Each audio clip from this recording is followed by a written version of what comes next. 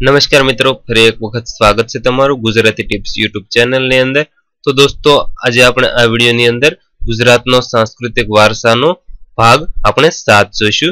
તો જે મિત્રોએ હજુ સુધી અમારી ચેનલને સબસ્ક્રાઇબ નથી કરી તેને ખાસ જણાવવાનું કે પ્લીઝ અમારી ચેનલને સબસ્ક્રાઇબ કરી અને સાથેનું બેલ આઇકન જરૂર દબાવજો, જેથી કરીને અમે નવા કોઈ પણ વિડિયો અપલોડ કરવી કે તરત જ તમને નોટિફિકેશન દ્વારા છે એની જાણ થઈ શકે। તથા વિડિયો પસંદ હોય તો એક લાઈક જરૂર કરજો અને વિડિયોને વધારેમાં વધારે શેર કરવા વિનંતી। તો ચાલો જોઈએ ભાગ 7। તો મુસ્લિમ સંત હાજી પીરનું મૂળ નામ શું હતું? તો મુસ્લિમ સંત હાજી પીરનું મૂળ નામ હતું અલી અકબર।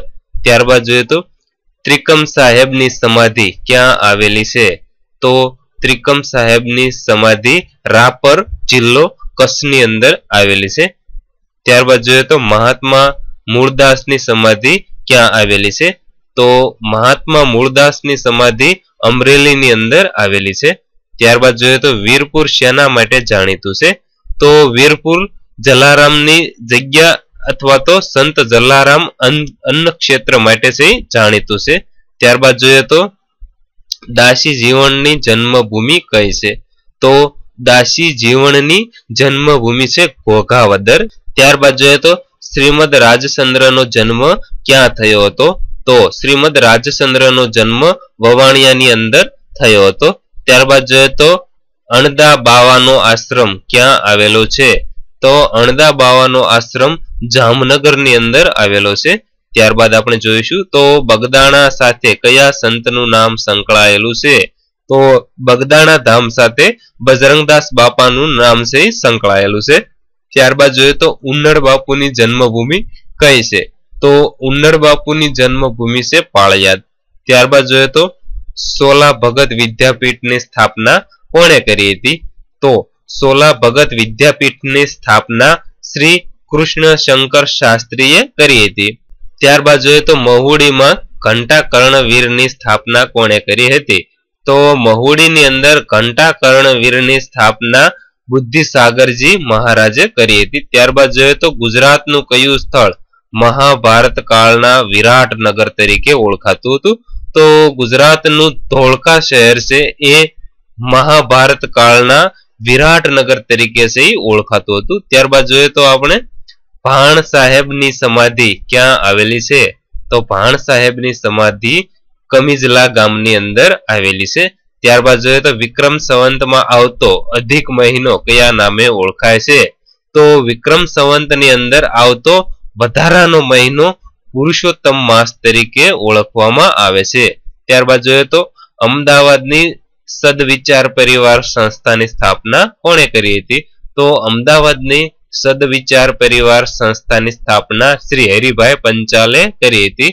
ત્યારબાદ જોઈએ તો અમદાવાદની CN વિદ્યાવિહાર સંસ્થાની સ્થાપના કોણે કરી હતી?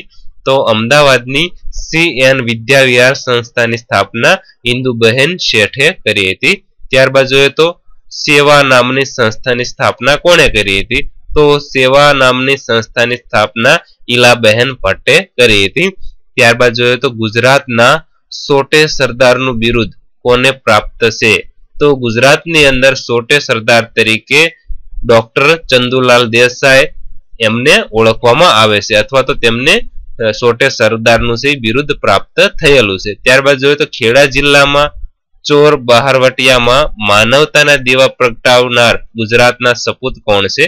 तो खेड़ा जिल्लाना जे चोरो अने बहारवटियाओ छे तेमनी अंदर मानवताना दीवा प्रगटावनार छे रविशंकर महाराज। त्यारबाद जोईए तो आपणे गुजरातना गांधीजनोमां मोटा भाई तरीके जाणीता बनेला लोकसेवकनुं नाम शुं छे? तो गुजरातना गांधीजनोनी अंदर मोटा भाई तरीके जाणीता बनेला लोकसेवकनुं नाम छे डॉक्टर द्वारकादास डायालाल जोशी। त्यारबाद जोईए तो कई जातिना लोकोनी घोड़ा दौड़ प्रसिद्ध छे? तो मेर जातिना लोकोनी घोड़ा दौड़ जग प्रसिद्ध छे। त्यारबाद जोईए तो सोलंकी काळमां विकसेली मंदिर स्थापत्य शैली ने कया नामे ओळखवामां आवे छे? तो सोलंकी काळनी अंदर विकसेली मंदिर स्थापत्य शैली ने मारू गुर्जर तरीके से ओळखवामां आवे छे। त्यारबाद जोईए तो अंबाजी पासे आवेला कुंभारियाना जैन देरासरो कोणे बंधावराव्या हता? તો અંબાજી પાસે આવેલા કુંભારિયાના જૈન દેરાસરો વિમલ મંત્રીએ બંધાવરાવ્યા હતા. ત્યારબાદ જોઈએ તો ડભોઈનો કિલ્લો કોણે બંધાવ્યો હતો? તો ડભોઈનો કિલ્લો વીર ધવલ વિસલદેવે બંધાવરાવ્યો હતો. ત્યારબાદ જોઈએ તો વડનગરનો કિલ્લો કોણે બંધાવ્યો હતો? તો વડનગરનો કિલ્લો કુમારપાળે બંધાવરાવ્યો હતો. ત્યારબાદ જોઈએ તો પાટણનું સહસ્ત્રલિંગ તળાવ કોણે બંધાવ્યું હતું? તો પાટણનું સહસ્ત્રલિંગ તળાવ સિદ્ધરાજ જયસિંહે બનાવરાવ્યું હતું.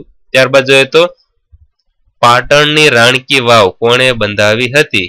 તો પાટણની રાણકી વાવ ભીમદેવ પહેલાની રાણી ઉદયમતીએ બનાવરાવી હતી અથવા તો બંધાવરાવી હતી. ત્યારબાદ જોઈએ તો ગુજરાતનું સૌથી પ્રાચીન તોરણ ક્યાં આવેલું છે? તો ગુજરાતનું સૌથી પ્રાચીન તોરણ શામળાજીના એક પ્રાચીન મંદિરની અંદર આવેલું છે. ત્યારબાદ જોઈએ તો કયા શહેરમાં અખંડિત તોરણો હયાત છે? તો વડનગર અને કપડવણજની અંદર છે અખંડિતના તોરણો હયાત છે. ત્યારબાદ જોઈએ તો શેખ અહમદ ખટ્ટુ ગજબખ્શનો રોજો ક્યાં આવેલો છે? તો શેખ અહમદ ખટ્ટુ ગજબખ્શનો રોજો સરખેજની અંદર આવેલો છે. ત્યારબાદ જોઈએ તો રાણી રૂપમતીની મસ્જિદ ક્યાં આવેલી છે? તો રાણી રૂપમતીની મસ્જિદ પણ અમદાવાદની અંદર આવેલી છે. ત્યારબાદ જોઈએ તો ભમરીયો કૂવો ક્યાં આવેલો છે?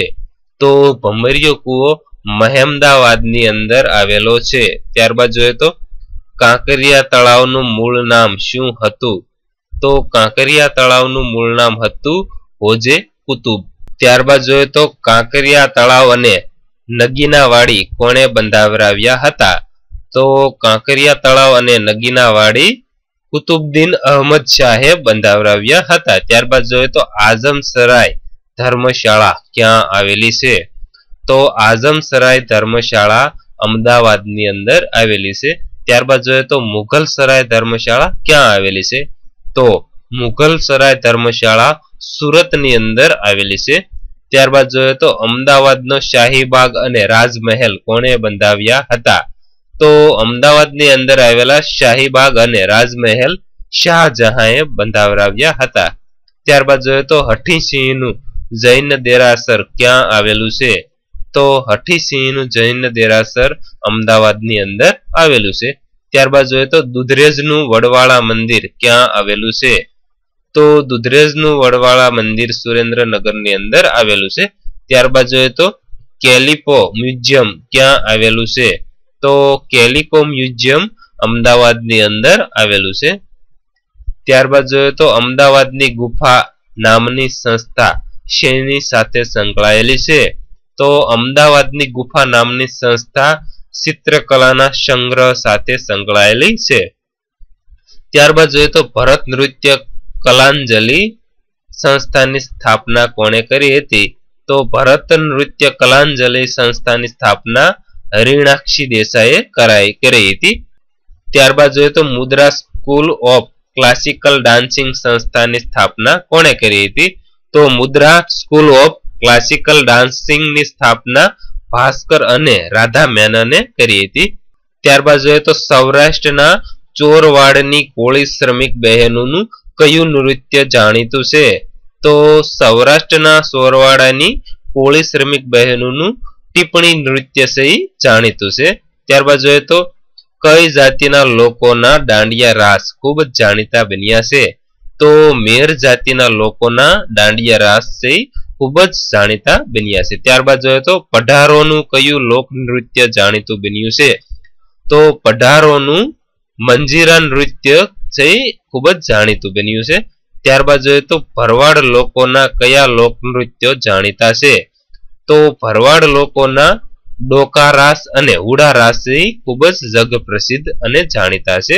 ત્યારબાદ જોઈએ તો ઠાગા નૃત્ય કયા લોકોનું છે? તો ઠાગા નૃત્ય ઉત્તર ગુજરાતના ઠાકોરોનું છે. ત્યારબાદ જોઈએ તો સીડીઓના ધમાલ નૃત્ય વખતે વગાડવામાં આવતા મોટા ઢોલને શું કહે છે?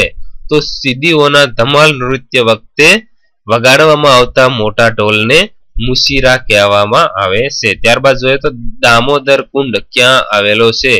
તો દામોદર કુંડ જુનાગઢની અંદર આવેલો છે.